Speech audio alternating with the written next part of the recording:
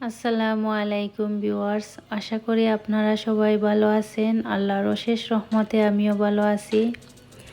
আজকে আমি একটি খুবই মজাদার একটি খাবার আপনাদের সাথে শেয়ার করতেছি। এই খাবারটা আসলে অনেকেরই প্রিয়, আমারও অনেক প্রিয়। তাই যখন বানাইতেছিলাম তখন মনে হলো আপনাদের সাথে শেয়ার করি, কারো না কারো ভালো লাগতে পারে। কারণ অনেকে খেতে পছন্দ করেন, কিন্তু যেরকম আমরা বাংলাদেশে খেয়ে থাকি চানাচুরওয়ালার চানাচুর, সেরকম আসলে প্রায় সময় হয় না। তখন আমাদের মনটা অনেক খারাপ হয়ে যায়। স্কুলে বেলার কথাগুলো মনে পড়ে। অনেক টেস্টি চানাচুর যখন আমরা খেতাম, অনেক ভালো লাগতো।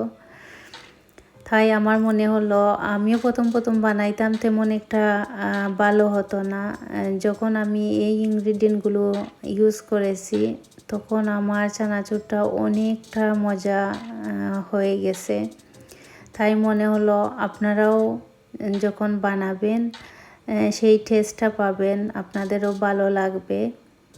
তা এর জন্যই আমার এই ব্লগটা শেয়ার করা। এইখানে আমি সবগুলো উপকরণ কেটে রেখে দিয়েছি। একটা বোলের মধ্যে আমি আমার পরিমাণ মতো মুড়ি নিয়ে নিছি। এই মুড়ির মধ্যে এখন আমি একে একে সবগুলো ইনগ্রেডিয়েন্ট ঢেলে দিব, আর আপনাদেরকে বলে দিব আমি কি এখানে ইউজ করতেছি। এইখানে আমি প্রথমে মুড়ি ঢেলে দিছি। এখন আমি চানাচুর দিয়ে দিব পরিমাণ মতো, যে যতটুকু ভালোবাসেন ততটুকু ইউজ করবেন।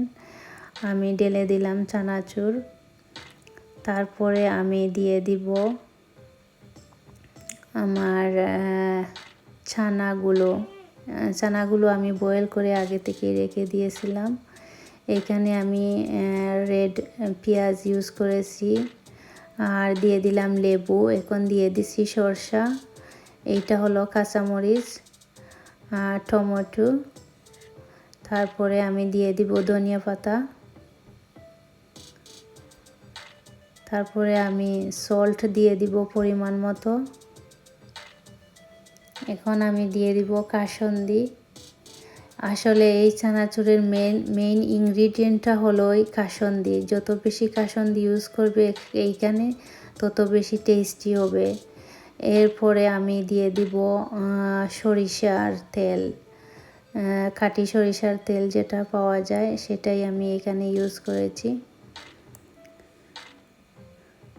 আসলে হাফ লেবু আমি এখানে ইউজ করেছি, হাফ না 1 পিস লেবু ইউজ করে দিয়েছি। এখানে লেবুর রসটা দিলেও আরও টেস্ট বাড়ে। অলরেডি আমি লেবু কুচি করে দিয়েছি, যেটা আমরা ভাতের সাথে খাই কাগজি লেবু, সেইটা আমি কুচি করে দিয়েছি।